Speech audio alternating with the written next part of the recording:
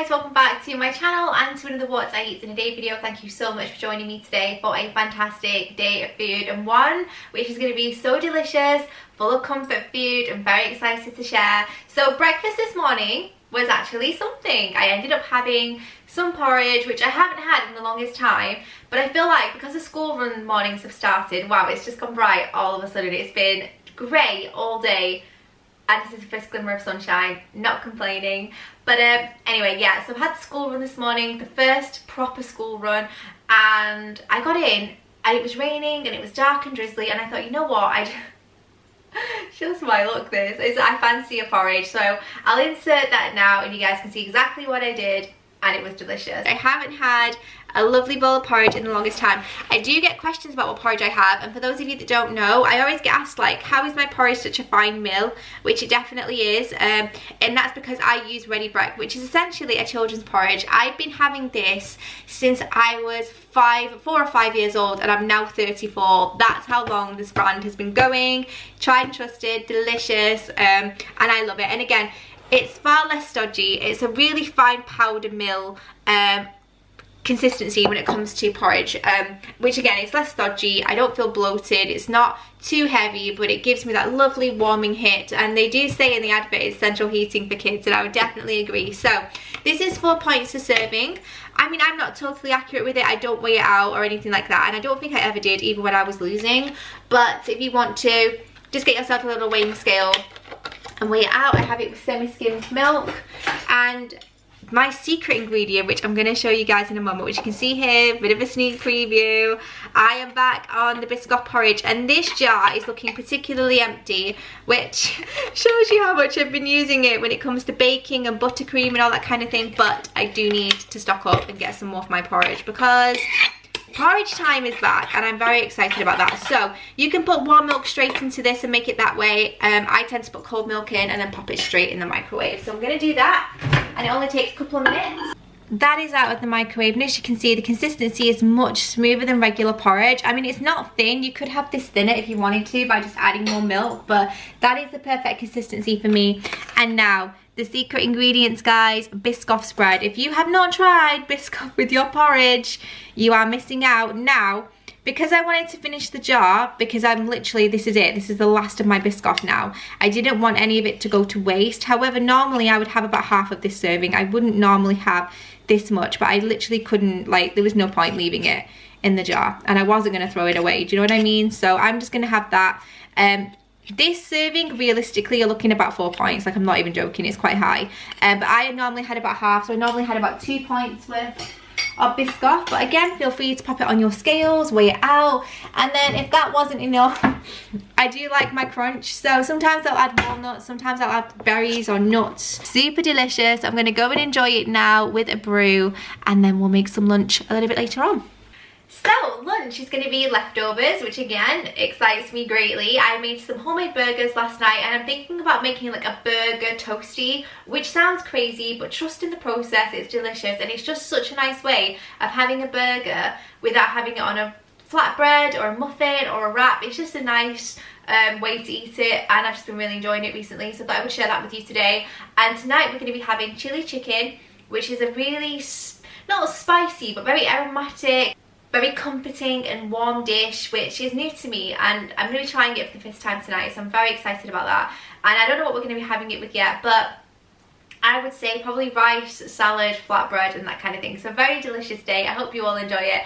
I will link this jumper that I'm wearing in the description box down below. It was very kindly gifted to me by the team over at Joni Clothing. I love that brand so much, and it is so cute. It just says fly me to the moon. I've had my eye on this jumper since last year, or even the year before. I love it, and it's just really warm and snuggly. Ideal for school run mornings, I have to say.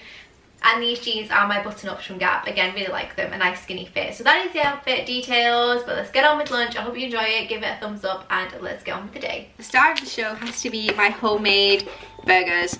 I've made these a few times on this channel. Honestly, they are the best.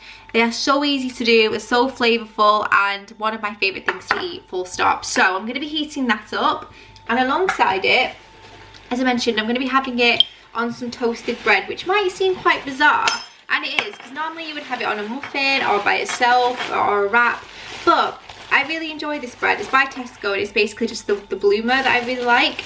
It's 4 points for the bread and it is 2 points for the burger, which makes this sandwich 6 points. If you're going to add cheese like I am, remember to factor that in, sorry.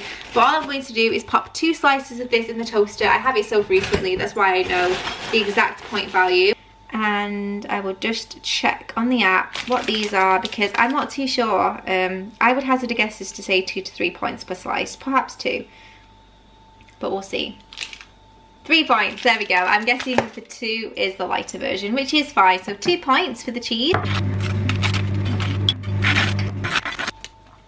So my burger is warmed up. It only takes 40 seconds to a minute in a microwave, super quick. I've lightly toasted my bread and I'm literally just gonna pop this in the center and just break it up a little bit so it kind of just spreads about the bread a little bit. But you don't have to do that, you could totally just leave it whole, it's completely up to you.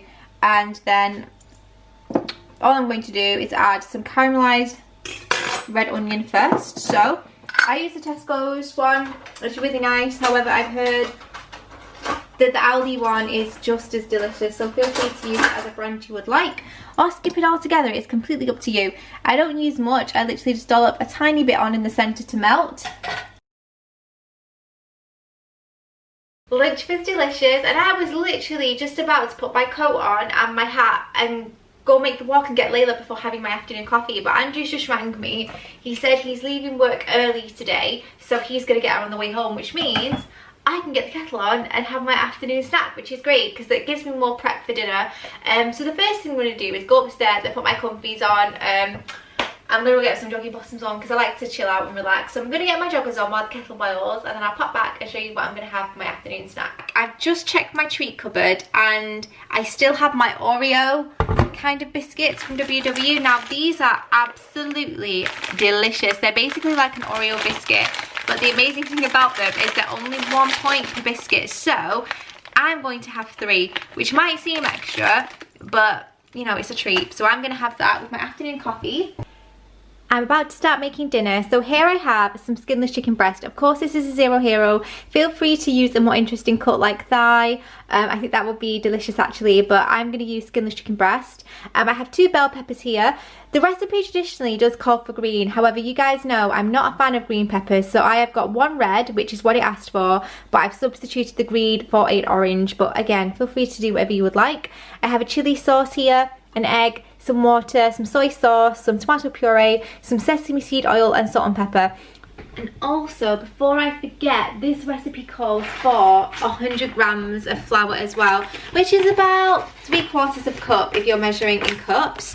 So I'm just going to, I can kind of gauge about 100 grams now if I'm honest with how much I bake. You kind of get an idea, and I'm not going to be too precious about it, but it's about 100 grams, which I think this would equate to or thereabouts. So the first thing I'm going to do is I'm going to season with salt and pepper my chicken, which is in this bowl.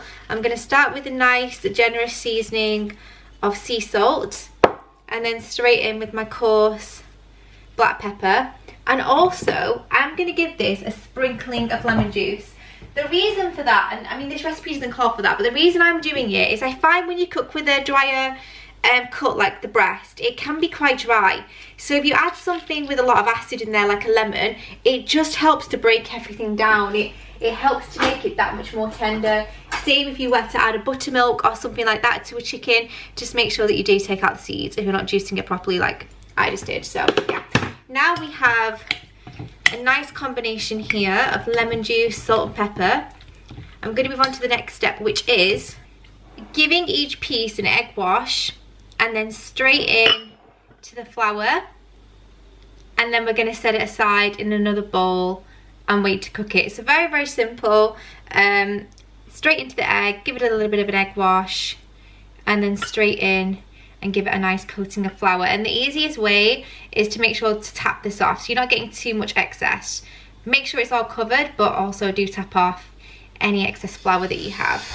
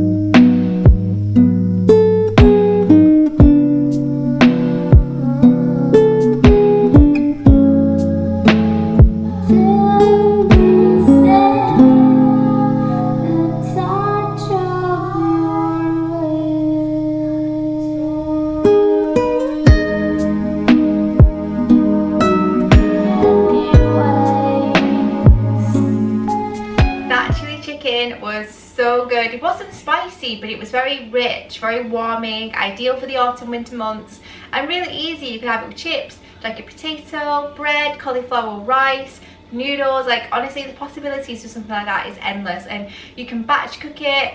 I mean, it was a bit faffy with the whole dipping station, but honestly, if you don't mind dedicating a little bit more time, the crispiness that that gives is immense, especially with such a rich, smooth and thick sauce. It was delicious.